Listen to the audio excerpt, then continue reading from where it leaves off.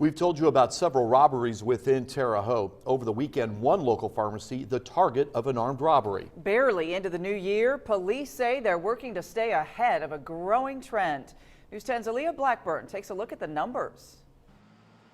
One robbery after another, just 2 months into 2016. We've had 16 robberies since January 1st. That's about one in every 3 days, a growing trend for Sergeant Denzel Lewis of the Violent Crimes Unit in Terre Haute. It's an ongoing battle. There's no barometer. There's no way to tell it's going to happen, and everything you do is reactive. Out of 16 robberies, Lewis says more than half ended with an arrest. However, 6 remain under investigation.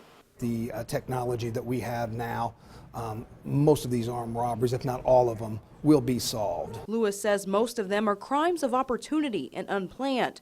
But for local pharmacies and gas stations, police believe otherwise. We do think that the robberies of the gas stations and the robbery of the pharmacies are more planned, but at the same time, the motivation behind them is different for each one. As police work to find out the answers, they say your help is vital. A lot of our robberies we have aired on the news, and we've done press releases on, and 100% of those robberies have been solved. The community's input is instrumental for us to solve these. Staying ahead of the trend and keeping the community safe.